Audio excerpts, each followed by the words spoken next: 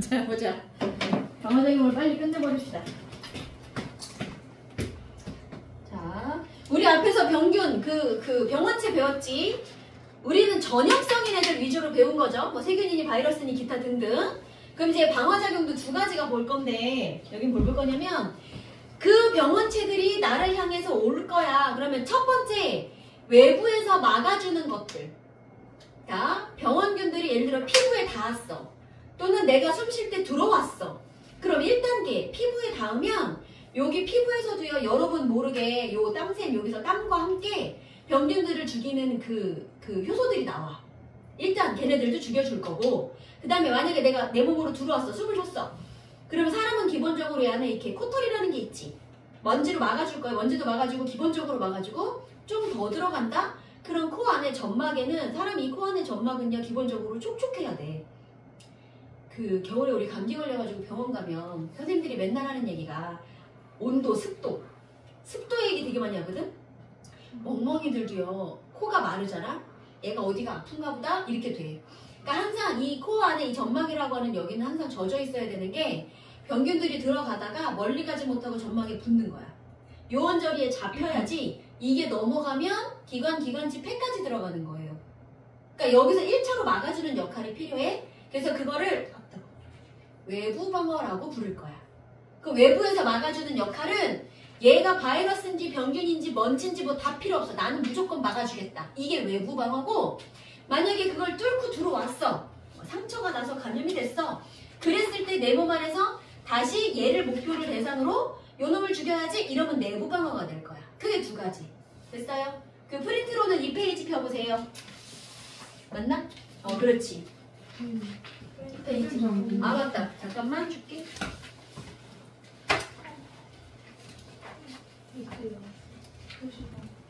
응? 아, 오늘은 물리가 없었고. 근데 루틴을 바꿔야 돼. 이제서야? 오늘 오늘도 내일까지 안 되고 잘안 되고. 왜 꼭 한 장씩 웃지? 내일 저녁 일찍 자고. 꼭 한 장씩 오네요. 내일 12시에 가야 돼. 지가 않네.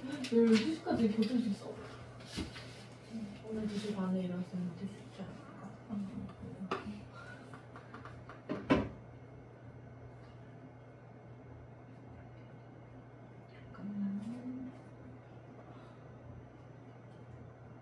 다음 때 영어를 너무 안 했어.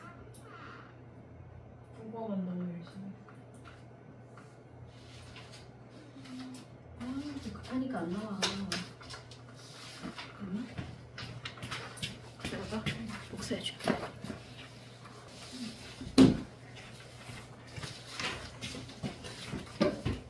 자, 방어적인 기본으로 비특이적 방어. 특이적 방어. 그 비특이적 방어란 얘기는 얘가 누구든 나는 다 막아주겠다라는 의미로 보시면 되고, 그거가 이제 주로 외부 방어가 여기에 소속이 될 거예요. 그래서 비특이적 방어에, 자, 병원체 구별하지 않습니다. 그리고 신속하고 광범위하게는 뭔 말이요? 내 피부에 머리부터 발끝까지 어디에 이 아이가 달라붙든 나는 이 효소가 나오는 곳은 나의 모든 땀샘에서 나올 수 있는 거니까 광범위하게 가능하다는 얘기고, 붙으면 뒤졌어 이렇게 만들어준다는 얘기지. 그래서 이거는 좀 빠르게 일어날 수 있는 것들이고, 그래서 많이 일어나는 게 어디라고? 피부. 자, 여기다가 뭐라고 쓰시냐면, 자, 비특이적 방어작용에 신속 광범위, 프린트에다가 요거 쓰시고,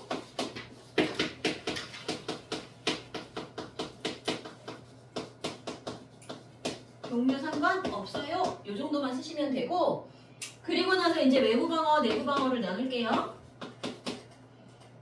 외부 방어에 피부, 점막,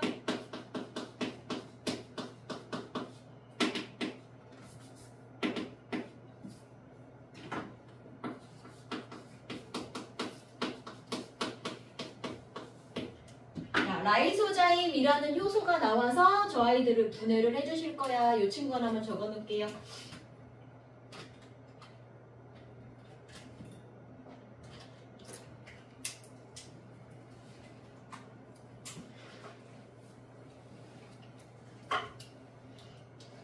그럼 얘네가 만약에 뚫고 들어왔어. 그럴 수도 있잖아. 그랬을 때 이제 내부에 들어오시면 우리 병균 들어왔을 때 먹어주는 애, 우리 혈액에 사는 그 적혈구, 백혈구, 혈소판 중에 병균이랑 싸우는 애 누구라고 배웠어? 네. 다시.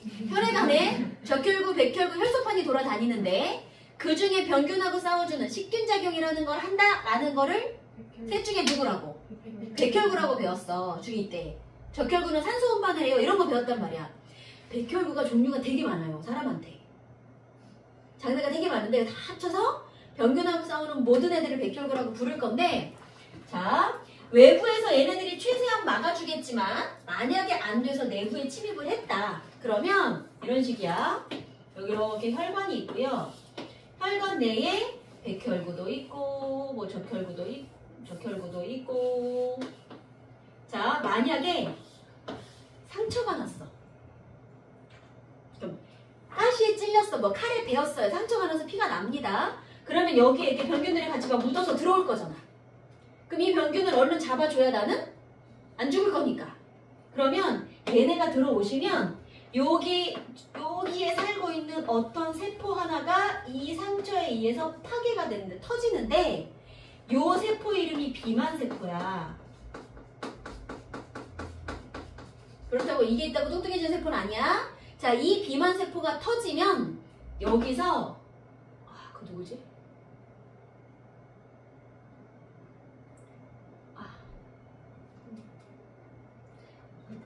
전혀 생각 안 나. 그 알러지약에 들어있는 그거. 히스타민. 히스타민이라는 물질이 요 비만세포가 터지는 순간 얘가 나오는데 얘를 기억을 하시면 돼요. 얘가 역할이 뭐냐면 여기 혈관벽을 확장을 시켜줘. 그럼 혈관벽이 좀 이렇게 느슨하게 되는 거야. 그러면 백혈구가 빠져나올 수 있어요. 백혈구라고 하는 애는 모양이 정해져 있지가 않아. 나중에 이거 백혈구가 이렇게 병균 잡아먹는 거 보여줄게. 적혈구는 이렇게 타원형으로 모양이 정해져 있는 반면 백혈구는 모양이 넓어졌다 길어졌다 막 이런 게 가능해. 그래서 그 혈액 안에 있는 애들 사이사이로 병균 한 놈을 발견했다 그러면 끝까지 쫓아가. 그래서 백혈구가 병균을 먹는 방법은 병균이 들어와. 그럼 백혈구가 끝까지 쫓아가서 얘를 이렇게 둘러싸. 천천히. 점점 이렇게 둘러싸. 계속 쫓아가서. 완전히 둘러싸졌지. 그리고 나면 자기 몸에 있는 효소를 분해를 해서 이제 갇혔으니까 효소 분해해서 얘를 없애버리는 거야. 백혈구는 이런 일을 할 건데 정말 이렇게 모양이 되게 자유자재로 변하면서 다닐 수가 있어서 혈관벽이 조금 넓어지면 이 백혈구가 빠져나오시고요. 얘네가 여기 있는 병균을 먹는 역할을 할 거야. 이게 세균이든 바이러스든 상관없이 일단 해줄 거야. 그러면 이게 좀 병균이 많아요. 그럼 얘가 계속 빠져나와서 얘네들하고 싸워서 사체들이 막 쌓이겠지. 그러면 여기 주변이 빨갛게 부어올라. 우리는 그걸 염증이라고 불러. 그래서 이렇게 뭐 이렇게 가시 찔리거나 베이거나 뭐 하고 나면 이렇게 빨갛게 돼서 붓기도 하지요. 아, 그럼 백혈구 겁나 열심히 싸우고 있구나 보시면 돼요. 그래서 근데 이게 대상이 누구든 상관없이 염증 반응이라는 걸 할 거야. 자, 이거는 어디다가 쓰시냐면 표 밑에 저 아래 2번에 염증 반응 있죠? 그치? 자, 식균작용하고 염증 반응 두 가지를 쓰실 건데 내부 방어에 1번 내부 방어에 식균작용. 자, 식균작용은 누가 하는 거라고요? 백혈구가 하는 거고요. 우리는 그 백혈구를 이렇게도 부를 거예요. 대식세포. 앞으로는 대식이라고 부를 거야. 대식이들이 가장 먼저 출동을 해서 병균들을 먹어주는 역할을 할 거고, 이거는 혈액 안에 들어온 애들을 먹을 수도 있는. 그러니까 백혈구가 병균을 먹는 모든 활동을 그러니까 그 식균작용이라고 부르시면 되고, 그 중에 특히나 비만세포가 파괴가 되고 히스타민이 나와서 그래서 혈액 안에 있던 백혈구가 나와서 요 주변에 염증까지 만들면 그거는 이제 염증 반응이라고 할 거라 염증 반응에서 기억을 하실 건 비만세포에서 히스타민이 나온다를 기억하시면 돼요. 그래서 식균작용에는 요것만 쓰시고 그 그림에 염증 반응 있지? 그림에다가 요 아이 표시해 놓으세요. 히스타민. 그림에 써있니? 왜? 없어? 네, 이번에 그맨 마지막 거기다 써요. 그치? 이거는 지금 표 밑에 내려가서 맨 아래 거기 2번에다 쓰는 거야? 내부 방어에. 이거 지금 먼저 자세하게 쓰고 다시 올라가서 해줄게. 식균작용은 저거 이것만 이것만 쓰면 되고, 아래 그림에 맨 아래 염증 반응 그림에다가는 거기 비만세포 있어? 주황색이요? 비만세포는 따로 안 줬네. 화학물질 A 있지? 거기다 히스타민을 적으시면 돼요. 그게 비만세포에서 터져서 나온 놈이에요.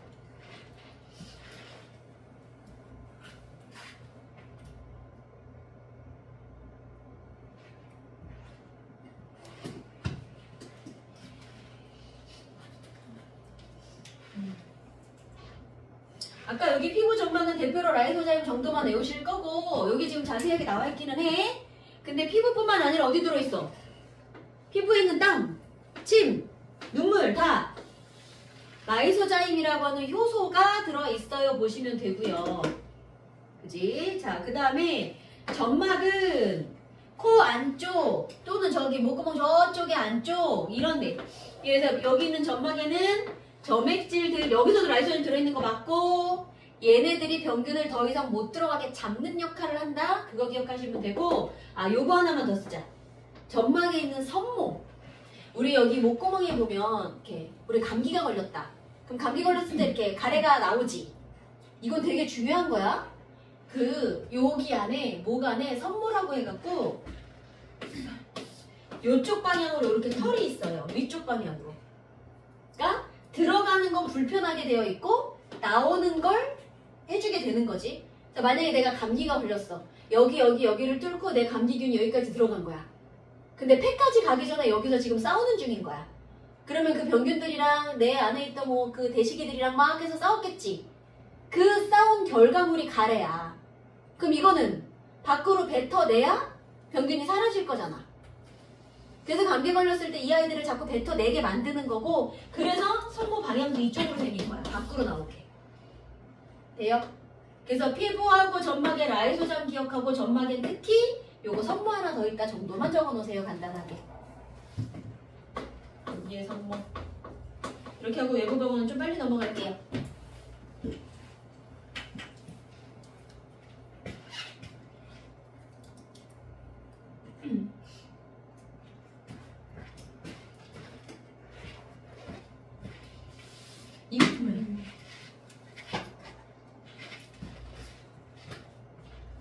위에 여러분이 막 더러운 손으로 밥을 먹었어. 병균이 막 들어가. 그래도 우리 웬만하면 안 죽잖아. 왜?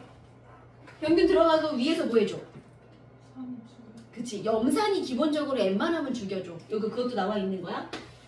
위에 들어있는 강한 산성, 염산 덕분에 웬만하면 죽이고 시작해요. 이것도 되게 큰 거예요. 이건 알지? 이건 넘어갈게요. 그럼 식균작용까지는 끝났어? 대시기가 먹어요. 오케이, 여기는 빨리 넘어갈게요. 중요한 건 이제 그 다음부터. 그래서 염증 반응의 여기.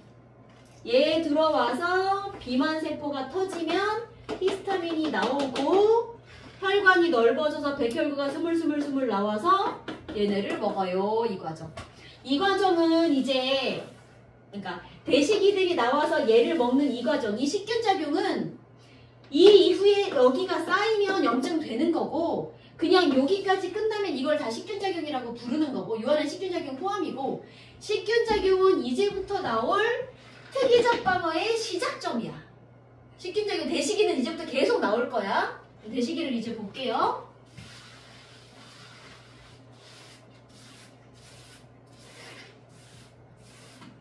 자, 그럼 이 페이지 끝났지?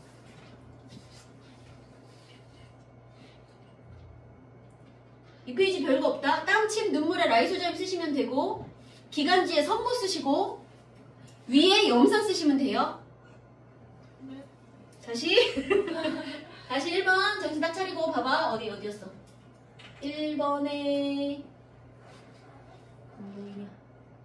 땀, 침, 눈물. 거기에 라이소자임 쓰시고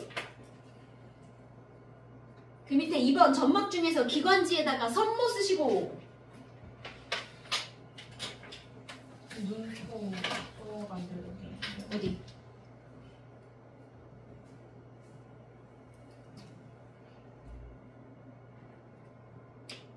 눈, 코, 소화관벽, 호흡기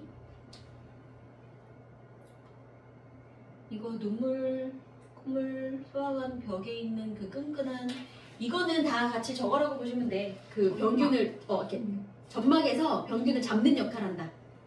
점액. 아 그렇지 점액. 점액에서 병균 잡는 역할. 점액 정도만 점액질 그 정도만 쓰시면 돼요.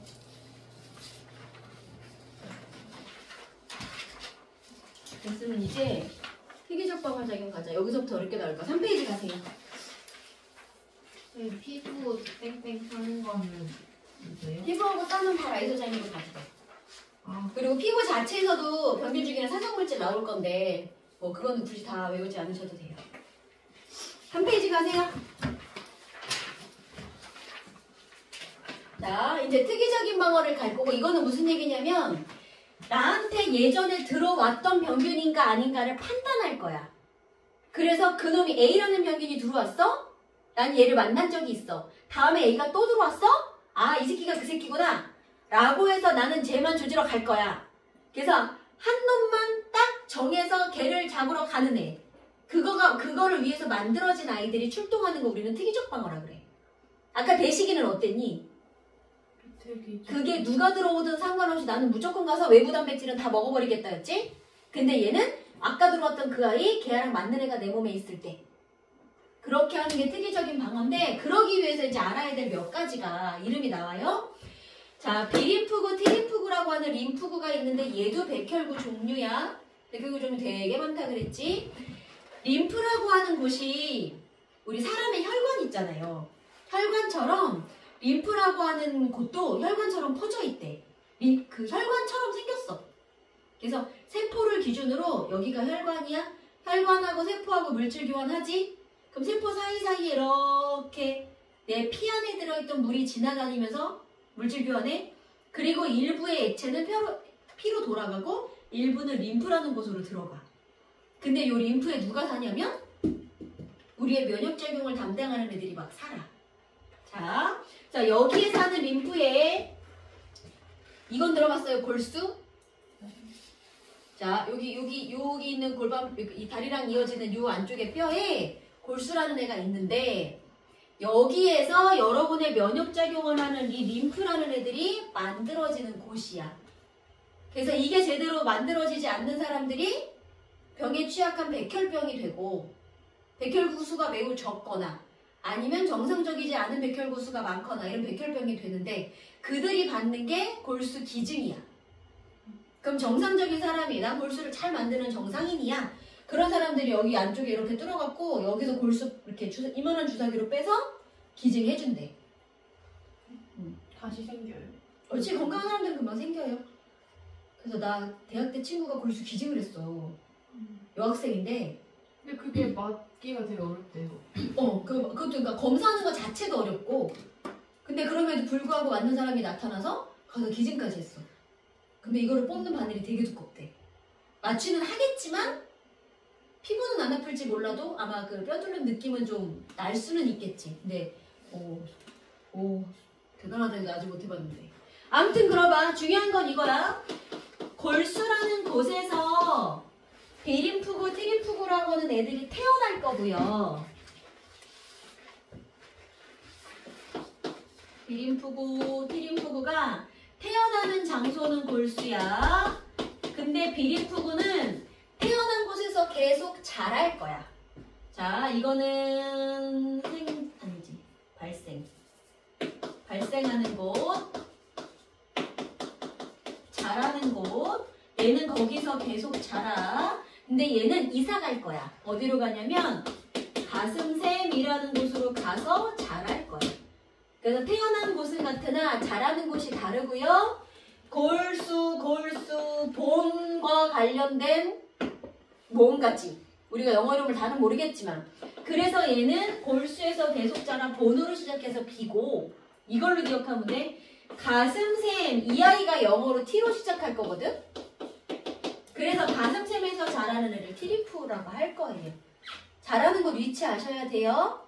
그 다음에 티림프고도 이제 나중에 더 가면 돼서 만들어지는 곳, 성숙해서 분화하는 곳 요렇게 이름 달랐을 거니까 요거 기억하시고 티림프고의 종류도 나중에 두 가지 나올 거야. 보조 T, 킬러 T. 킬러 T 다른 말? 세포 독성 T.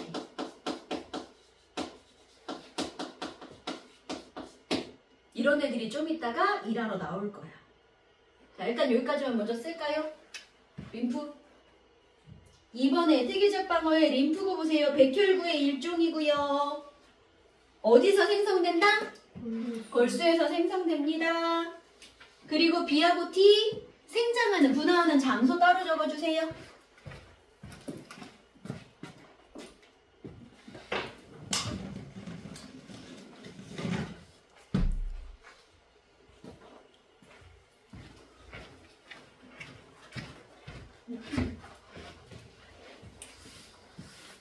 저기에 문제가 생기는 게 림프종이에요.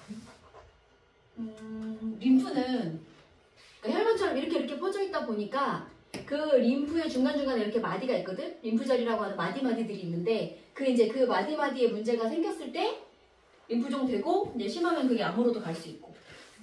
다시 써주시면 어디를? 뭘 쓸 게 있어? 지금 뭐 한 게 있다고? 지금 쓰라고 하신 거 아니었어요? 아, 아직 안 썼어? 발생은 어디서 나요? 비림프구는 발생 어디서? 골수에서 쭉 태어난 그곳에서. 티림프구는 가슴샘에서.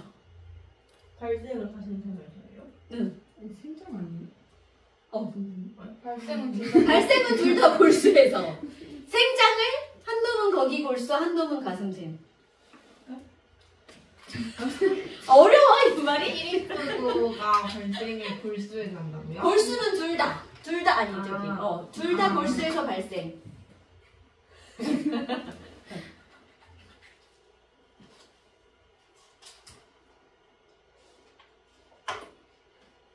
림프구는 어디 골수에서 생겨?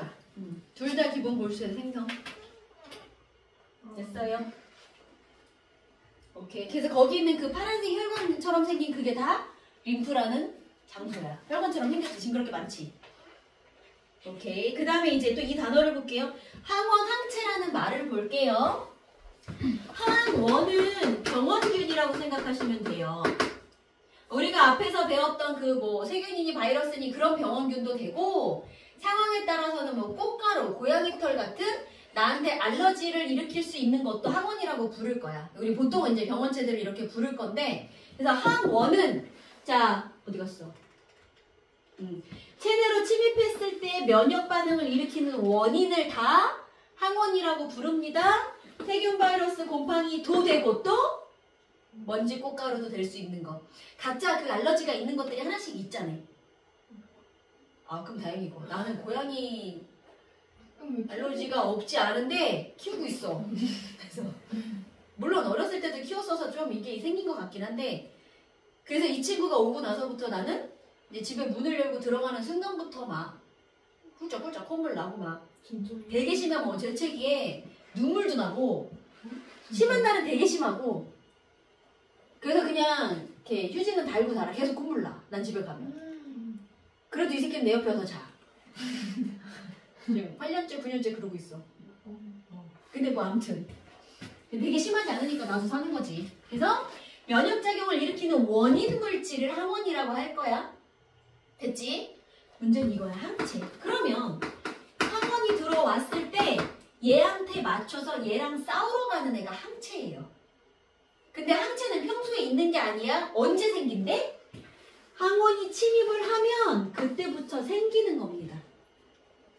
네, 어떤 과정으로 생기는지 좀 이따가 얘기를 해줄게요. 대신 지금은 항체 생긴 모양만 볼게. 항체가 이렇게 Y자로 생겼는데,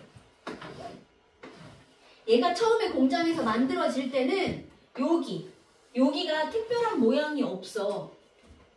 그러다가 어떤 항원이 들어왔습니다. 그럼 예를 들어 이 항원이 이런 모양을 가진 애라고 칩시다. 그러면 이쪽 부분이 병균을 일으키는 쪽이야 라는 걸 내가 알았어. 그러면 이 항원에 맞춰서 이 모양과 결합할 수 있게 항체가 여기가 이렇게 형성이 될 거예요. 그러면 얘가 내 몸에 한번 침입을 해서 내 몸에서 이런 모양의 항체가 만들어졌다. 그럼 얘는 앞으로 얘가 다시 들어올 때만 작용을 할 수 있는 거야. 그럼 이렇게 생긴 항원이 들어오면 어떻게 해? 이런 모양이 들어왔다 그러면 여기 끝에가 어떻게 생겨야 돼? 둥글게 생겨야 돼. 그래서 항원의 모양에 맞는, 그래서 항원이 침입을 하면 그거의 모양에 맞는 항체가 내 몸에서 만들어져요 라는 뜻인 거예요. 됐지? 그리고 여기 결합 부위 잘 기억하세요. 여기가 항원 결합 부위가 되는 거고 여기다가 항원 한 놈, 여기다가 항원 한 놈 이렇게 해서 이렇게 잡고 다닐 거야. 됐어? 항원 항체 뭔지 알겠어? 또 안 쓰면 안 되니까 일단 적어볼까? 어딨어? 어디 갔니? 자, 항원은 요거 쓰세요. 어디 갔어? 면역 반응을 일으키는 원인이다. 항체는 항원을 제거하기 위한 단백질이다. 정도만 쓰세요. 그리고 거기 Y자에다가 여기다 동그라미 하시면 돼요.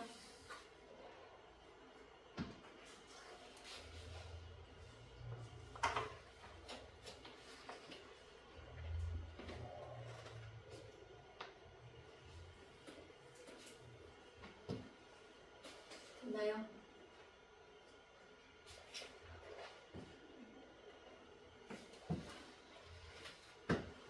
자, 그러면 요거 만들어진 항체는 요 항원하고만 반응하고 요 놈은 요 놈하고만 반응할 거지. 얘가 여기는 반응을 할 수가 없어요. 그래서 우리는 이걸 항원 항체 반응 특이성이라고 부를 거야. 이런 거 저기서 본 거 같지 않니? 효소 배울 때? 기질특이성. 예를 들면 밥을, 녹말을 먹었어. 그러면 탄수화물은 아밀레이즈만 분해해. 고기는, 단백질은? 아니, 우리 저번에 소화할 때 배웠잖아. 중간고사법이네, 그러고 보니까. 아밀레이즈 녹말 분해하시고요. 단백질은 펩신이 분해하시고요. 지방은? 5글자. 이자에서 나오는 그 아이가 분해하시죠? 난리 나죠. 마이페이스가 분해하시고. 그거 할 때도 보면 그럼 녹말 분해는 아밀레이즈만 해. 펩신은 백날 만나도 못해. 그 이유가 뭐였어? 효소하고 그 영양분하고 모양이 맞아서 가능했어. 그거 같은 거야.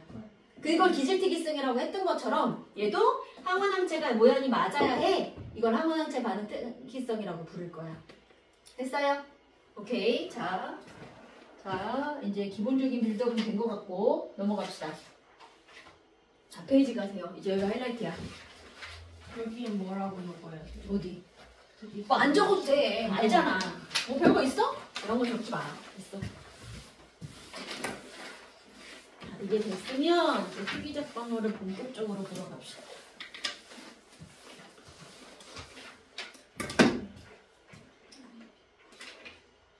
자,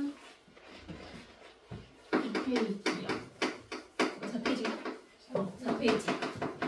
자, 특이적 방어를 시작을 해볼게요. 병균이 들어와서 여러분이 감염이 됐습니다. 그러면 일단 항원이 침입을 하는 순간 가장 먼저 출동하는 건 누구야? 백혈구. 대시기가 출동을 할 거야. 대식세포가. 그러면 대시기가 출동을 해서 얘를 먹어요. 그러면 항원이라고 하는 것도 예를 들어 이렇게 생긴 것 중에 요쪽 부분이 병균을 일으키는 쪽이야 라고 뭔가 있을 거야. 전체 다는 아니거든. 아, 여기가 문제야 라고 해서 요거를 얘가 알아내. 그리고 나면 나머지는 없애버리고 대시기를 하얗게 그릴게요. 요 문제가 되는 부분만 잘라갖고 왜 그 전쟁할 때 이순신 장군이 적군하고 싸워서 적군의 장군을 목을 뱄어. 그럼 어떻게 보통? 이렇게 잘라가지고 전신이 이렇게. 그래야 나머지 병사들의 기가 꺾이잖아. 그런 걸 했단 말이야. 이렇게 참수해갖고 막 했단 말이야.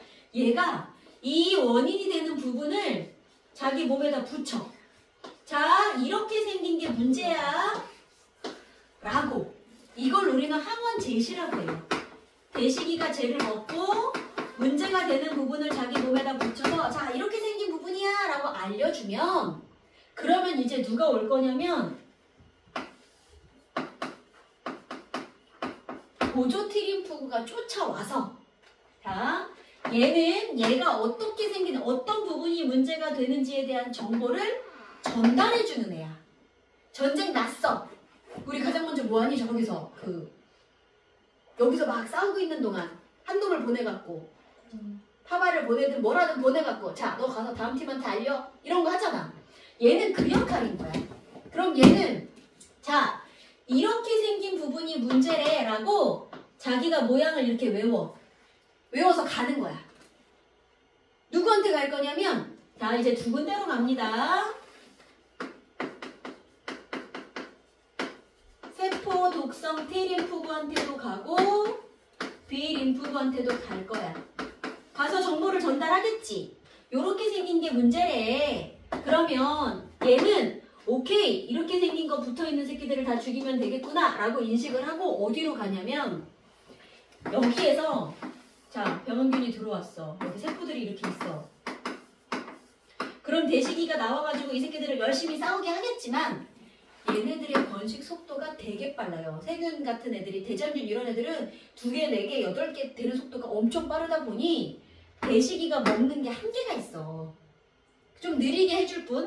그럼 그 중에 대시기의 포위망에서 벗어난 애들은 어떤 세포에 들어가서 이미 번식하는 중인 애들이 있을 거란 말이야. 그러면 요 세포는요, 한번 감염이 되잖아? 이 안에서 세균들이 막 늘어나다가 자, 이제 충분히 늘어난 것 같아. 이 세포는 너무 좁아. 그럼 이 세포를 파괴하고 나와, 이렇게. 이 세포가 죽는 거야. 그럼 이렇게 해서 파괴하고 나오면 이 안에 얼마나 많은 애들이 있겠어, 그치? 이 새끼가 터지면 안 돼. 나오는 순간 너무 많아져. 얘는 그래서 그렇게 생긴 애들이 들어있는 세포를 직접 찾아가서 세포를 죽여버리는 거야. 내 세포지만 이미 감염됐잖아. 자, 얘가 좀비한테 물려서 좀비가 됐어. 우리가 살려면 어떻게 해야 돼? 이 좀비는 죽여야지. 뭔지 알겠지? 그 상황인 거야. 이미 감염이 된 내 세포는 내 세포가 아닌 거야. 자, 그럼 얘는 누구를 잡으러 가는 거다? 이미 감염된 세포, 내 세포를 죽이러 가는 거다. 그래서 이미 감염이 된 세포를 제거를 할 거고요. 그래서 세포 독성 T림프구 1개가 감염된 세포 1개씩 1대1로 맞아가지고 애를 하나씩 죽이러 가는 거야. 됐어? 그래서 세포를 죽인다. 그래서 우린 이걸 세포성 면역이라 그래. T림프구가 하는 걸 세포성 면역이라고. 이따 쓸 시간 줄게. 지금은 보세요. 그 다음에 얘가 이제 여기로도 갔잖아. 그럼 여기로 가서 자, 요런 모양을 가진 애가 왔어 라고 역시 알려주면 얘는 그때부터 다시 2개로 나눠질 거야. 이 모양을 기억하는 기억세포. 얘가 많아지는 거야. 많아져서 그 중에 일부는 기억세포로 내 몸 구석에 저장을 해. 그럼 이 기억세포에는 자, 이렇게 생겼던 애야 라는 걸 기억하고 숨어 있고 나머지 많아진 애들 중에 상당수는 이제 항체를 만드는 공장이 될 거예요. 이해됐어? 항체 만드는 공장. 우린 그걸 형질세포라고 해. 그럼 나는 이렇게 생긴 애야 라는 정보를 받았으니까 여기서 만드는 항체는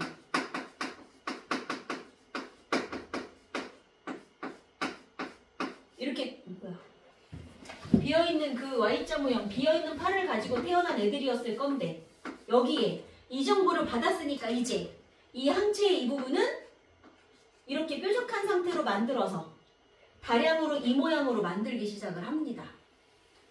여기까지 됐어요? 이 정보가 왔으니까 여기 맞는 애를 만드는 거야. 그럼 이렇게 많이 수천 개가 만들어서 얘는 어디를 가냐면 여기로 가.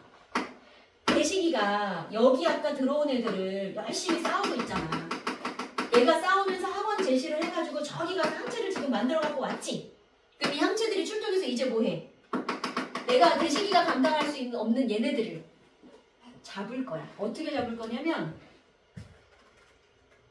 요렇게 항원들이 있으면 항체들이 가서 이렇게 붙어. 그럼 요 놈들이 이렇게 붙어 있으면 저 항원들이 못 돌아다니겠지.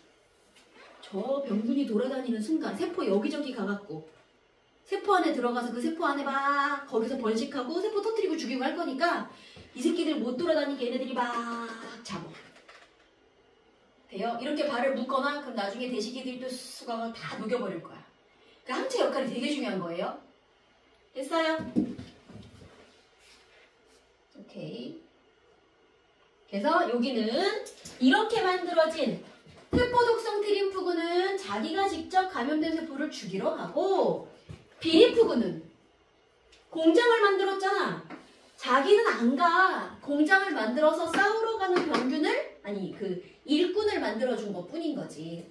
그러면 형질 세포 하나는 수많은 항체를 만들 거잖아. 그럼 되게 많은 병균을 죽일 수 있는 거야. 얘 하나는 하나의 세포를 없애요. 얘 하나는 되게 수많은 병균을 죽일 거예요. 그래서 혈액 안에 항체를 뿌려줍니다. 이걸 체액성 면역이라고 불러요. 비림프구가 하는 일은 혈액, 체액 안에 항체를 많이 뿌려줍니다. 여기까지가 여러분의 첫 번째 면역 과정이야. 그럼 이렇게 해서 이제 얘네들이 막 죽겠지. 오케이, 그럼 나 이제 병이 다 나았어. 며칠 앓고 이제 다 나았어. 나중에 이 병균이 또 침입을 했어. 그럴 수 있잖아. 두 번째. 저번에 걸렸던 그 감기가 또 걸렸어. 똑같이. 그러면 이번에는 자 여기까지 좀 좁긴 하다. 여기까지가 1차 면역이고 만약에 자 항원 A가 1차로 침입을 합니다. 그게 여기까지 벌어지는 일. 만약에 항원 A가 2차로 침입을 했어.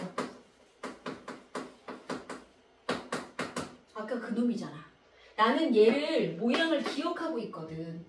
그럼 두 번째로 침입을 하시면 이 과정을 길게 거치지 않아도 얘가 바로 기억을 하고 있던 기억세포가 바로 형질세포와 다시 기억세포로 분화가 될 거야. 일단 또 저장은 할 거야. 할 건데 얘가 바로 만드는 공장으로 스스로 바로 변할 거기 때문에 앞에 과정이 왔다 갔다 여기까지가 생략이 돼. 좀 더 빠른 시간 안에 항체가 만들어질 거고 더 많이 만들어질 거야. 모양을 알기 때문에. 그래서 2차로 침입했을 때는 만들어지는 항체 수가 훨씬 많아져요. 되겠어요?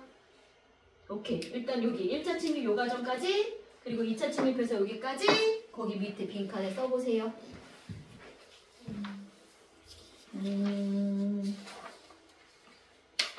그림에 다 있구나. 쓸게 없네. 그림에다 이름을 붙이자 그러면. 이름 붙이고 어디다가 붙일 거냐면 첫 번째 잠깐만 그 그림이 어디 있을 건데 여기 있다. 여기 똑같은 그림이 여기 있어요. 자, 항원이 들어왔어. 대식이가 출동합니다. 그럼 대식이 뭐 한다고요? 항원 제시. 그렇지. 어디 갔어? 항원 제시. 대식이가 항원을 제시하면 그 제시된 항원의 모양을 누가 읽으러 온다고? 보조 T가. 그렇지. 여기 온 놈이 보조 T가 될 거고요. 그러면 이 보조 T가 정보를 읽었어? 그러면 자기를 막 복사해. 양이 많아져. 온 사방에 있는 T하고 B한테 가줘야 되니까. 그래서 막 많아져. 그 중에 보조 T가 세포 독성 T한테 딱 가서 모양을 알려주면 그거를 활성화한다라고 표현을 할 거야. 그렇게 해서 활성화된 세포 독성 T림프구는 가서 뭘 해준다고? 감염된 세포를 죽여버리더라. 그치? 그러니까 요놈은 보조 T, 요놈은 세포 독성 T. 이거 그림 업계 백지에다 여러분이 그릴 수 있어야 돼요. 아, 다음 시간에 백지를 줘야 되겠다. 이렇게 그려야 돼. 근데 그릴 수 있어야 돼. 자, 그래서 여기를 뭐라고 불러? 직접 가서 세포를 죽여버려요. 그래서 세포성 면역이라고 부른 거야. 그 다음에 일부의 보조티는 어디로 갔어요? B한테 갔어요. 그럼 B는 어떻게 된다고? 분화한다고. 뭘로? 기억하는 세포랑 항체를 만드는 공장, 형질세포라는 걸로 분화가 되고, 항체 만드는 공장 됐지? 그럼 여기서 만들어진 항체는 아까 제시된 저 아이 모양을 기억하는 항체가 만들어지더라. 여기까지가 1차 면역이었어요. 그림 똑같이 있지?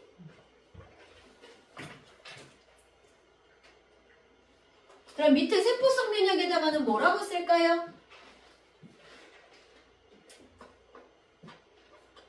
세포도성 트림프구가 감염된 세포를 제거한다. 1대1로 세포성 면역에다 요거 쓰시면 되고요.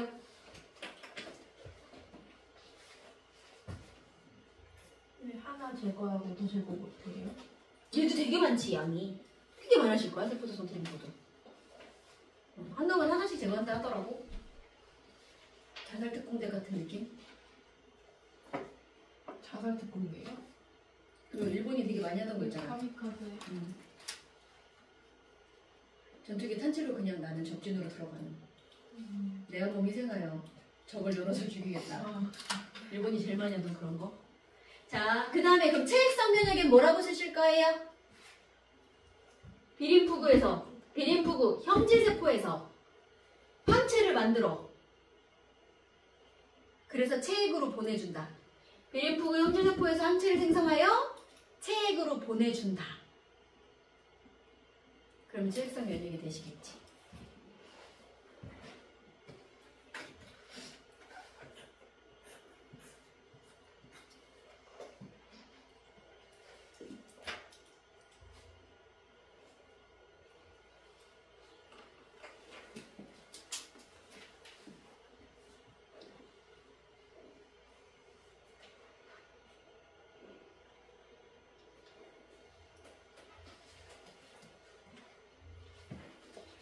이거 조사를 가라고 해야지. 내서가 아니라. 잠깐 뭐라 지금 세포성 트림프구 가. 관여? 관여야? 감염된 세포를 해. 아, 그렇지. 가가 맞지. 됐나요? 그 다음에 1차 면역, 2차 면역. 1차는 여기까지였으니까 굳이 따로 쓸 거 없고요. 2차 면역에다는 뭐라고 써? 여기부터. 항원 A가 2차 침입하면 여기부터. 기억세포가 뭐한다? 원래 있던 기억세포가 분화해서 형질세포랑 다시 기억세포로 된다. 그럼 요때 만드는 항체는요? 요때 만들었던 항체보다 수가 훨씬 많죠. 그치? 2차 면역은 그 정도 쓰시면 돼요.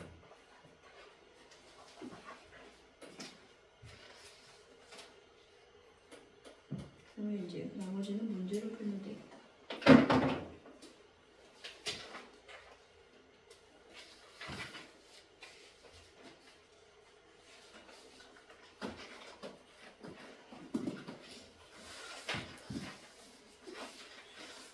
기억세포가 분화되는 거예요?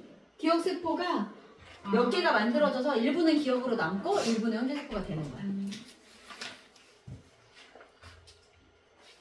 자, 그럼 요 그래프를 하나 볼게요. 이게 이런 식이야. 자, 항원 A라고 하는 애가 처음으로 내 몸에 들어왔어. 그러면 들어오고 나서 항체가 만들어지기 전까지, 항체가 만들어지는 양인데 그 전까지 며칠의 기간이 있어. 우린 이걸 잠복기라 그래. 내가 지난주에 저 친구랑 놀았는데 쟤가 독감이래. 근데 나는 며칠 괜찮은 것 같더니 그 다음 주부터 갑자기 아파. 이런 경우들이 많잖아. 내 안에 잠복기가 있었던 거지. 그렇게 했어요. 자, 그러면 요 기간 동안에 무슨 일이 벌어지고 있었을까?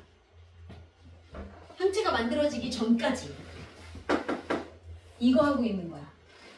대식이가 열심히 싸우고 있었을 거야. 그 병균이 들어왔다는 걸 아는 순간.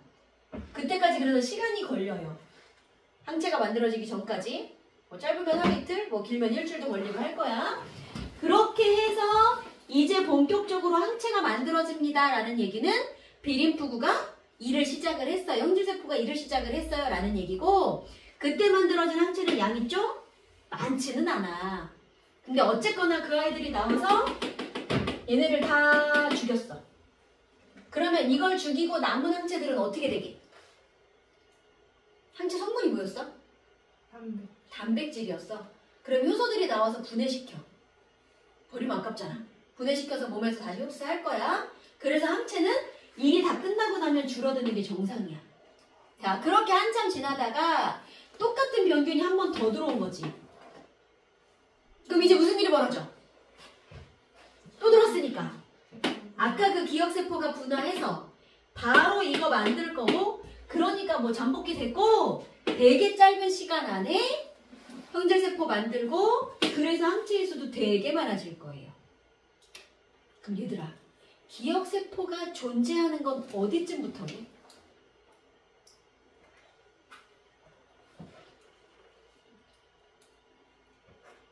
잠복기 끝날 때? 그치. 항체가 만들어지기 시작하는 시점은요, 얘와 얘가 동시에 만들어졌다는 얘기인 거잖아. 항체가 만들어지는 시점에 기억세포도 있어야 돼. 잠복기 끝나고 항체 만들어지는 여기서부터는 기억세포 시작이라고 보시면 돼요. 이해했어요? 오케이. 이제 백신까지만 하자. 그러면 이거를 이용한 게 백신인데, 그때 예전에 우리 막 코로나 백신 막 1차, 2차, 3차 맞고 이러던 시절에, 자, 백신이 두 가지가 있대. 생백신, 사백신 뭐 이런 애들이 있다네. 이게 뭐냐면 우리가 그랬잖아. 이렇게 생긴 항원이 있어. 그 중에 여기가 문제야 라고 했을 때 이거의 일부분, 요런 모양을 가진 애들의 일부분을 떼갖고 여러분 몸에 넣는 거야.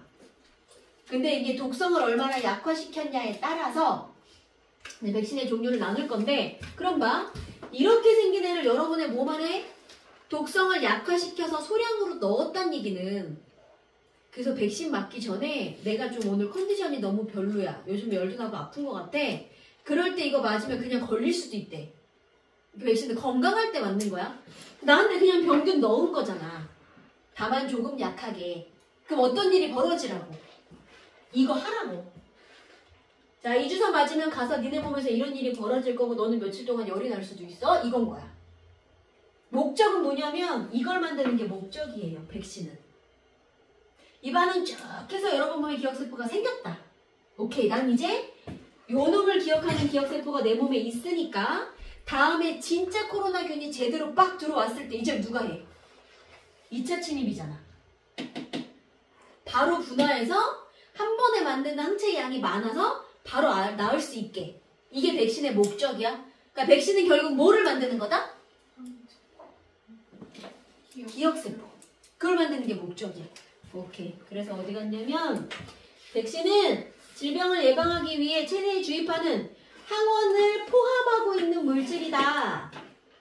병원성을 제거해서 약화시킨 병원체거나 아니면 걔네들이 만드는 독소 정도, 그래서 약화시킨 걸 넣어준다는 얘기고, 핵심은 여기 기억세포가 형성되는 게 목적입니다.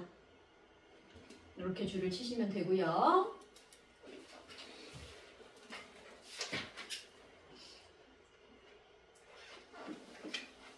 에이즈까지만 하고 좀만 쉴게요. 그래서 그럼 내 몸에서 면역과 관련된 병들이, 그러니까 질환들이 지금 3가지가 나올 건데, 제일 흔한 게 알러지라고 부르는 거. 병원균뿐만 아니라 뭐 꽃가루, 먼지, 고양이 털도 알러지성, 이것도 우리 면역체계라 면역 기능이라 그랬잖아. 그럼 얘네들은 역할이 뭐냐면, 자, 알러지는 조금 그게 필요한, 여기 지울게요. 여기 뭐 나와요? 어디? 여기 검은색. 잠깐만. 아까 그 그래프는 이거야. 이거. 여기서 A 1차 침입. 여기서 빨간 거 많아질 때 A가 2차 침입. 그럼 요거 파란 거 시작될 때는 아예 다른 종류 B가 1차 침입. 이런 식인 거야. 그 그래프에다 이렇게 써놓으세요.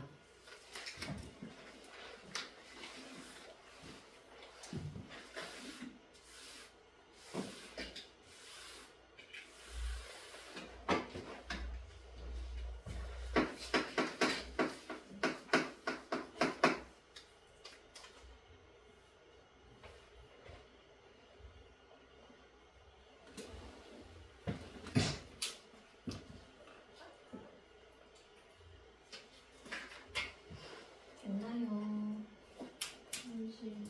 응? 아직?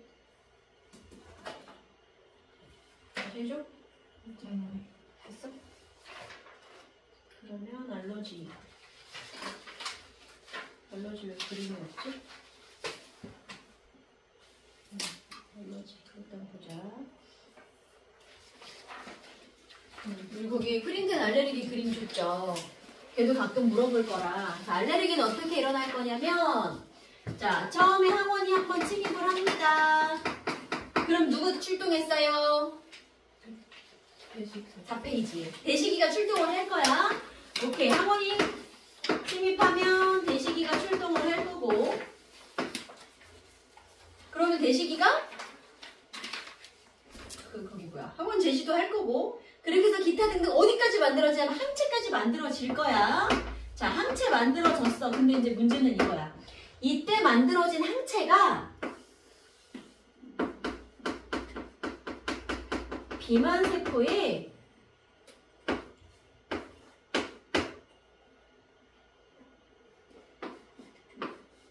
이렇게 와서 붙어.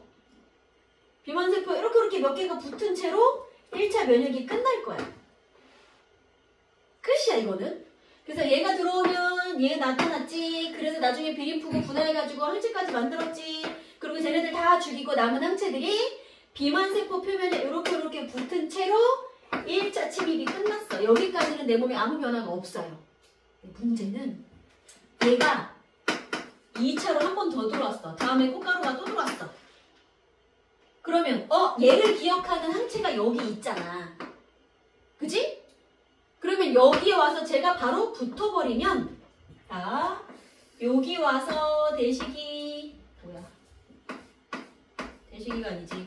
여기 와서 항체가 바로 이렇게 붙어버리면 이게 스위치 역할을 해. 그러면서 이 비만세포가 터질 거야. 아까 비만세포 안에 살고 있던 그 화학물질이 누구였더라? 네 글자. 히스타민. 그치? 그러면 이 비만세포에서 얘가 터지면서 히스타민이라고 하는 물질이 빠져나오는데 히스타민 역할이 뭐였어요? 뭘 확장시켜줬어? 혈관 벽을. 그래서 막 백혈구가 빠져나오겠지. 백혈구가 빠져나올 정도의 혈관벽이 확장이 된다는 건 혈관 안에 있는 수분도 밖으로 나오는 거야. 세포 쪽으로. 그게 눈물, 콧물로 밖으로 나오는겨. 되겠어요? 그리고 이렇게 혈관에 있어야 될 물이 세포 쪽으로 나오니까 막 이런데 팅팅 붓고 이렇게 되는 거야. 돼요? 그래서 히스타민이 나와서 혈관벽 확장되고 체액의 양이 많아지고 눈물, 콧물도 나고 이렇게 된다는 얘기고, 그래서 알러지 있는 사람들이 알러지 반응이 막 올라온다 했을 때 먹는 약들을 항히스타민제라고 불러.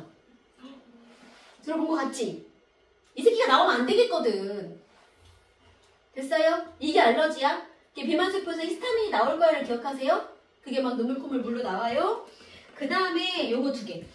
자가면역질환, 이게 류마티스 관절염, 이게 제일 유명한데, 자가면역질환은 뭐냐면 티리푸그, 비리푸그가 내 몸에 있는 세포를 내 몸 걸로 인식을 못하는 거야. 제일 문제인 거지. 외부에서 들어온 단백질을 병원균이라고 인식해서 저 새끼를 죽여야 되는데 내 몸에 있는 세포를 자꾸 항원이라고 인식해 자꾸 내 몸을 공격해. 이거는 치료가 되게 힘들대. 류마티스 관절염 같은 경우가 그거야. 자기 몸을 항원으로 인식합니다. 이게 자가면역질환. 자, 이제 문제는 에이즈. 우리 에이즈의 다른 이름이 뭐예요? 플레임. 영어로 말고. 이거 어디 있을 건데 플레임으로? 뭐 아무튼 자, 얘를 우리 뭐라고 부를 거냐면 후천성 면역 결핍증이라고 그래. 선천적으로 태어날 때는 정상이었는데 태어나고 나서 내가 면역 체계가 파괴가 됐어요 라는 거야. 얘가 어떻게 파괴가 될 거냐면 우리 항원 들어오시고 대식이 출동하시고 그럼 대식이가 항원 제시 이렇게 하시면 보조티가 출동을 했었지. 그래서 요놈이 킬러 T한테도 가고 세포 독성 T한테도 가고 B한테도 가고 막 그랬는데 그러면 얘 역할이 얼마나 중요해. 얘가 만약에 일을 못하면 어떻게 되겠니? 여기서 끝나. 이게 만들어질 수가 없는 거야. 대식이 혼자 해야 돼. 그럼 병균 다 못 죽여요. 그래서 얘가 하는 역할이 너무 중요해. 근데 HIV라고 하는 에이즈라는 병을 일으키는 항원 바이러스가 HIV 이거는 바이러스야. 이놈이 들어왔어. 대식이 출동했어. 보조티 나오고 이런 것도 막 했어. 그래서 이 아이가 이제 죽었나 싶었어. 일부의 바이러스가 우리가 아까 그랬잖아. 대식이가 놓친 애들은 어떤 세포 안에 들어가서 숨어서 막 이렇게 많아진다 그랬지. 그러면 그 감염된 세포를 킬러티가 가서 죽이는 거잖아. 근데 얘는 딱 들어가서 조용히 잠수를 타. 있는지도 모르게. 킬러티의 눈에 띄지 않게. 그렇게 해서 잠복을 하고 있다가 뭐 짧게는 몇 달, 길게는 몇 년 그렇게 지나고 나서 거기서 여기서 막 많아지고 얘를 파괴를 하고 이제 나올 거야. 근데 얘네가 어디 들어가서 잠수를 타고 있냐면 얘한테 가서 보조 티림프구 안에 들어가서 잠복을 하고 있을 거야. 그럼 지금은 별일이 없는 것 같은데 몇 년 지나고 어느 날 갑자기 얘네가 갑자기 막 많아져서 활동 시작 그러면 얘네가 나오는 순간 보조티는 어떻게 돼? 파괴돼서 다 죽어요. 여기가 끝나는 거야. 이 뒤로 면역체계가 안 생겨 나는. 그러니까 에이즈는요. 에이즈 자체가 나를 죽이는 게 아니라 면역체계를 파괴한 상태이기 때문에 감기만 걸려도 죽을 수 있어. 대식이밖에 못하니까. 이게 후천성 면역 결핍증이에요. 에이즈가 왜 무서운지 알겠지? 감기만 걸려서 가시는 거야. 자, 그래서 이 그림이 이 그림이에요. 여기 보시면 자 처음에 HIV 바이러스가 빡 들어왔어. 그럼 어떻게? 이 새끼 죽여야 되니까. 뭐 항체도 많아질 거고 보조티, 킬러티 되게 많아질 거야. 해서 기타 등등의 그 T림프구들이 막 많아지면서 활동을 했어. 그리고 얘가 줄어들었어. 오케이 이제 다 죽었나 보다 하고 내 몸에도 나머지 활동을 하던 림프구들이 줄어드는 시점쯤 되었을 때 어느 날 얘네가 이렇게 많아진다는 건 무슨 뜻이다? 잠복해 있던 애들이 나오기 시작했다? 그러니까 그나마 남아있던 보조티는 점점 바닥으로 간다. 되겠어요? 그지? 그래서 어디다가 줄을 치시냐면 여기 HIV가 보조티 내에서 증식해서 T림프구를 파괴한다. 여기다가 줄을 치시면 돼요.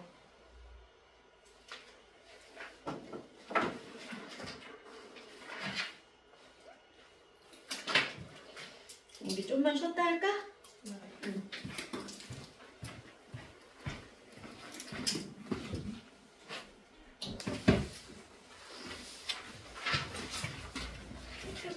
자, 혈액형. A형 손 들어봐. 오, 나도. 자, B형. 한 명. O형. AB형? 오, 다 있어, 여기. 봐봐. A형이 아파. 나한테 수혈해줘도 되는 사람? O형이랑 A형. O형이랑 A형. 그치? 그럼 AB형이 아파. 누가 수혈해줘도 돼? 우리 다 해줘도 돼. 그러니까 수혈 관계에 관련해서 왜 그런지를 우리 되게 자세하게 볼 거예요. 그러면 우리 지금 면역을 배우고 있는데 왜 하필 면역에서 혈액형이 나올 거냐. 면역에 항원이 있고 항체가 있었지. 그럼 항원에 맞는 모양을 갖는 항체가 들어가서 이렇게 응집하는 작용을 했단 말이야. 그래서 얘는 항원이라고는 안 할 건데 응집원, 응집소. 그래서 모양 맞는 애들이 이렇게 짝을 이뤄서 뭉칠 거야. 이런 의미로 볼 거예요. 그래서 여기 보시면 응집원,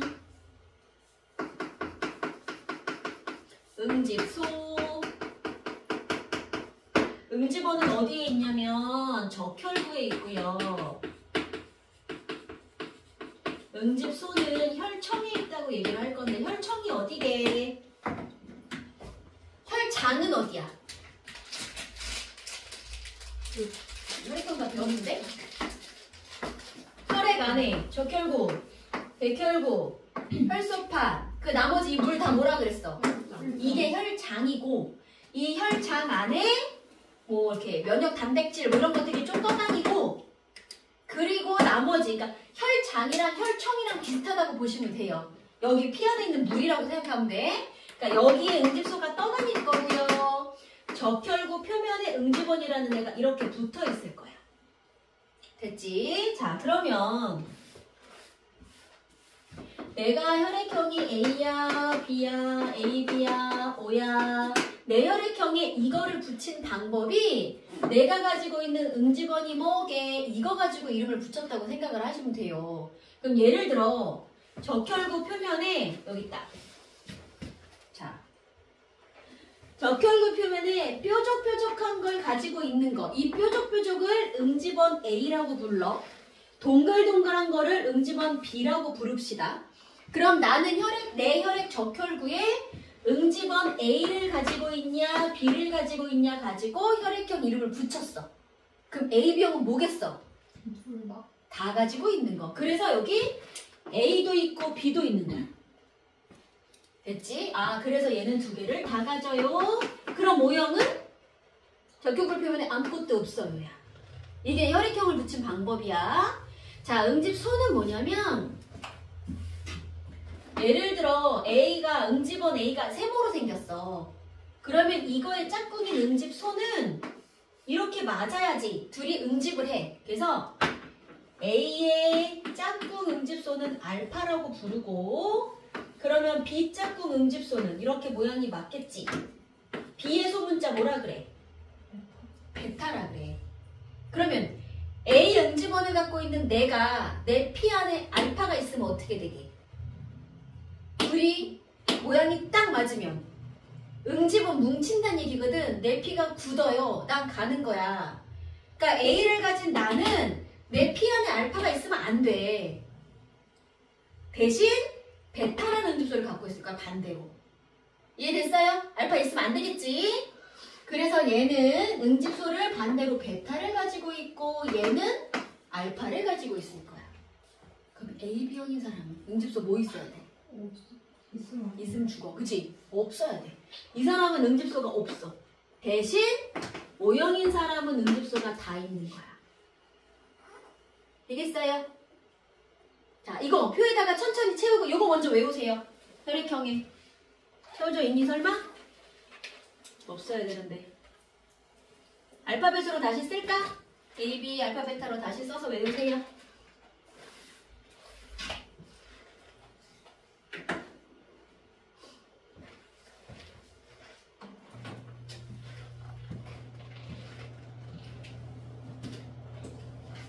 응집원 괄호에는 뭐 있어? 적혈구. 아닌가? 어디 괄호 있어? 아. 응집원 밑에? 적혈구. 응집소의 혈청.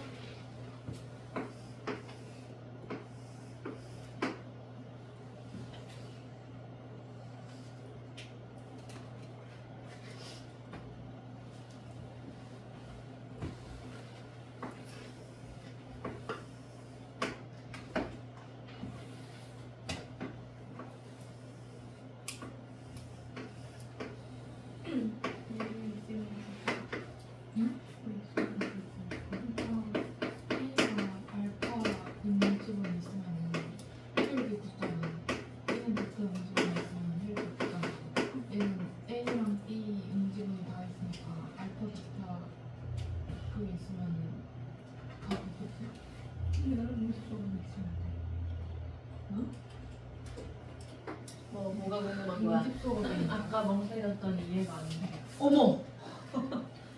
이렇게 열강을 하고 있는데 멍을 때렸다고? 응집소가 왜 있어? 응집소에 F였던 게 있어. 그거는 우리가 원해서 있는 게 아니야. 그냥 우리 몸에 원래 있는 거야. 그거 뭐 왜 필요한지는 신한테 물어봐야 돼. 내가 알 수가 없어 우리는. 자, 근데 보세요. 그래서 이거를 뭐라 그러냐면 ABO식 혈액형이라고 부를 거고, 우리의 혈액형을 판단하는, 혈액을 수혈할 수 있는지를 판단하는 또 하나의 기준으로 RH식 혈액형이라는 게 있어. 들어봤지? 이거죠? RH 플러스 마이너스. 자, 이 중에 마이너스 있어? 없어. 웬만하면 없어. 자, RH 플러스 마이너스를 나누는 기준은 뭐냐면, 자, 얘도 응집원은 역시 적혈구에 있고 응집소가 혈청에 있는 거 맞는데 이런 식이야. RH 플러스인 사람, 마이너스인 사람, RH 플러스인 사람은 응집원 D라는 걸 가져요. 그리고 응집소가 없어요. 당연히 없어야 되겠지. RH 마이너스인 사람은 둘 다 없어요. 응집소도 없어요, 원래. 근데 자, 임신한 엄마야. 엄마의 몸이 RH 마이너스 혈액형인 엄마였어. 근데 태아가 RH 플러스야. 그러면 엄마 피랑 애기 피는 섞여요, 안 섞여요? 섞이면 죽어요? 엄마 A형인데 나 B형일 수도 있잖아. 섞여서 벌써 죽었겠지. 혈액은 섞이는 거 아니야. 혈관을 기준으로 엄마 혈관, 애기 혈관이 이렇게 마주보고 지나가면 영양분, 노폐물 이런 짜잘한 애들만 지나가는 거지 적혈구, 백혈구 혈 섞이면 안 돼. 근데 그래서 평소에 이렇게 잘 살다가 자, 애기가 출산을 합니다. 출산할 때 엄마 혈관, 애기 혈관이 이렇게 교차되고 있는 탯줄이라는 걸 끊잖아. 그럼 여기 탯줄이 끊어지면 거기서 피가 섞이겠지. 그럼 아주 소량이지만 애기한테 들어있던 응집원이 엄마한테 일부 이렇게 작용을 해, 공격을 해. 엄마 몸에 들어갔어. RHD, 그러니까 응집원이 공격을 하시면 어떤 응집소가 생긴대요. RH 마이너스인 사람은. 여기까지 됐지? 그러니까 첫 번째 태아가 출산을 하고 나서 나한테 없던 응집소가 생긴 거야, 엄마는. 자, 그리고 나서 둘째를 가졌어. 근데 둘째도 RH 플러스야. 그럼 봐. 얘는 적혈구 안에 RH 플러스 응집원이 들어있으니까 적혈구는 엄마한테 못 가. 근데 혈청에 물에 들어있는 응집소는 영양분 노폐물처럼 물하고 함께 태아한테 갈 수 있어. 그러면 이 RH 플러스가 태아한테 들어가면 애기 어떻게 되겠어? 응집원 D 있는 애가. 응집소가 밖에서 들어오면 애기가 죽어요. 그래서 둘째는 출산이 어렵대. 자, 요게 RH식 혈액형인 거야. D와 요거 델타라고 부를게요. 그래서 우리가 혈액형이라는 걸 판단을 하실 때 자, 네 혈액형이 뭐야? 이걸 알고 싶어서 여기다가 항 A 혈청, 항 B 혈청이라는 걸 깔아놓을 건데 혈청에 누가 들어있어요? 응집소가. 자, 여기 응집소가 있구나. 알파, 베타 둘 중에 하나가 있구나. 근데 항 A 혈청이라고 부른 건 안티 A야. A형 혈액형을 만나면 응집하는 애란 뜻인 거야. 그럼 여기는 알파야, 베타야? A 만나서 응집하는 애. 알파. 여자 A 짝꿍이 알파고 B 짝꿍이 베타잖아. 만나면 응집하지? 그러니까 여기다가 알파를 뿌려놓은 거고 여기다가 베타를 뿌려놓은 거야. 자, 난 A형이야. 내 피를 뽑아서 여기랑 여기다가 떨어뜨려 볼 거예요. 그럼 어디에서 피가 응집될까요? 알파 있는 곳에 가서 응집이 되겠지. A가 들어왔으니까. 그럼 여기가 이렇게 응집이 될 거고 여기는 별일이 없을 거고. 그러니까 항 A 혈청에서 응집했어? 너는 A형이야? 이렇게 검사할 거야. 그래서 요거 기억하셔야 돼요. 항 A 혈청 만남은 A형이다. 다시 말해 거기 누가 들어있다? 알파가 들어있다. 됐지? 그래서 항 A 혈청, 항 B 혈청 가지고 이렇게 검사를 할 거고 여기도 RH식 검사를 할 거야. 그러면 항 뭐라고 되지? 항 RH. 그냥 항 RH? 그냥 항 RH. 자, 항 RH 혈청. 그럼 이 말은 혈청 안에 이 델타라고 하는 애를 여기다 깔아놓은 거지? 그러면 여기서 떨어뜨린 사람의 피 안에 D가 들어있으면 응집하겠지? 그러면 D 들어있으니까 너는 RH 플러스야 이렇게 부를 거야. 그럼 이 사람은 A형 RH 플러스가 되는 거야. 그래서 밑에 그 표 보세요. 혈액형 판정하는 표. 여기 보면 첫 번째 그림에 맨 위에 거는 왼쪽에서 응집했죠. 항 A 혈청에 응집했으니까 그 사람 피 뭐야? A형. 그 다음에 그 아래 거는 항 B에서 응집했으니까 B형. 그 다음에 오른쪽 위에 거는 둘 다 응집했으니까 그렇지 AB형. 아무데도 응집 안 한 사람이 O형이 되는 거야. 찾을 수 있겠어요? 오케이. 혈액형 찾는 것도 또 이따 해볼게요. 그게 됐으면 뒷장을 넘어가 볼까요?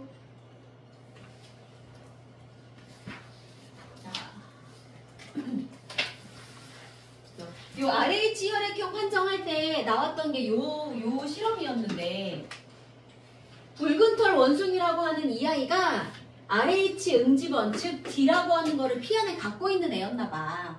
그래서 제 피를 뽑아갖고 적혈구 안에 응집원 D가 있을 거니까 이걸 뽑아서 토끼한테 주사를 했어. 그랬더니 토끼한테서 뭔가가 만들어졌어. 그래서 거기다가 걔를 토끼에서 만들어진 응집소를 분리를 했어. 그걸 뭐라고 부른대? 항 RH 혈청. 그럼 뭔 말이야? 항 RH 혈청. 여기랑 만나면 너는 플러스야. 돼요? 항 RH 혈청 델타가 들어있다는 얘기고 그러니까 여기랑 만나면 너는 응집원 D를 갖고 있다는 뜻이 되겠구나. 그래서 D를 넣어서 제 몸에 없던 델타를 만들어서 그 델타 가지고 여기다가 쓴다는 얘기야. 됐죠? 토끼 혈액에서는 그렇게 만들어졌어. 자, 그럼 이제 수열 관계를 해볼게요. 수열 넘어가봐. 다음 페이지.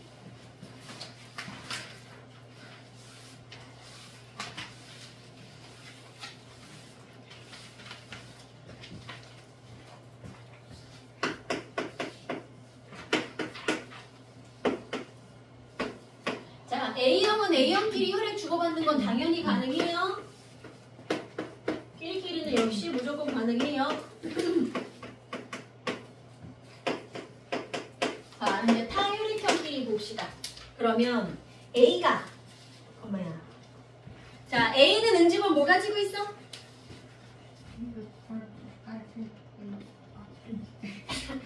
내가 A형인 이유는 응집원 A가 있어서 A형이야.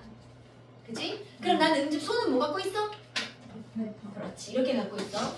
자, B형은 응집원? B를 갖고 있어. 응집소는? 알파를 갖고 있어. 요놈은? 응집원 A를 B를 갖고 있어. 응집소는? 없어. 그렇지. 얘는 응집원이 없고 응집소 알파 베타가 있어. 이게 머릿속에 있어야 돼. 그러면 얘는 누구한테 수혈을 해도 되냐면 자, 수혈은 이거야. 주는 사람의 응집원과 받는 사람의 응집소를 보세요. 그럼 내가 A를 줄 거잖아. 그럼 뭐 있는 사람한테 주면 안 돼? 알파야 베타야? 알파 있는 사람한테 주면 안 돼. 죽어. 그러니까 A가 줄 수 있는 건 알파가 없는 사람.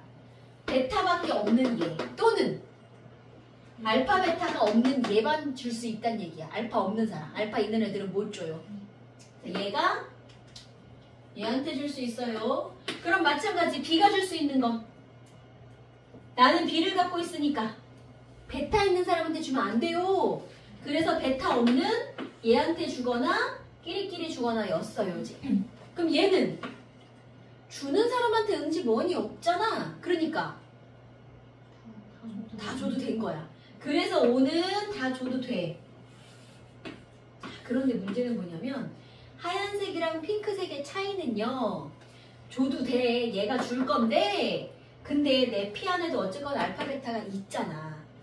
너무 많이 주면 알파 베타가 너무 많이 들어가면 여기 있는 A랑 물론 주는 사람의 응집원과 받는 사람의 응집소가 만날 일은 없는데 다량으로 들어갈 경우에는 얘가 너무 많으면 주는 사람 응집소가 받는 사람 응집원과 반응을 할 수도 있어서 혈액형이 다를 때는 소량만 가능해요. 메인은 이거야. 주는 사람 응집원을 보고 받는 사람 응집소를 보지만 메인은. 대신 혈액형이 다르면 소량만. 혈액형이 같을 때만 다량 수혈이 가능합니다. 색깔 나눠서 써주세요.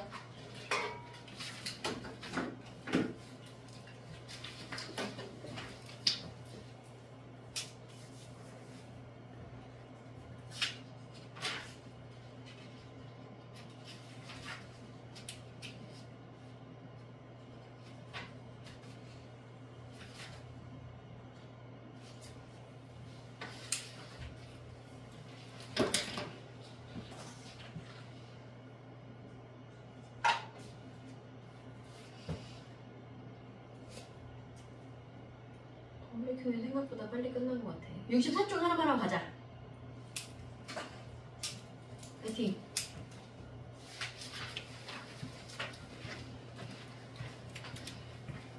풀기 전에 헷갈리면 응집원 응주서 먼저 외우고 하세요.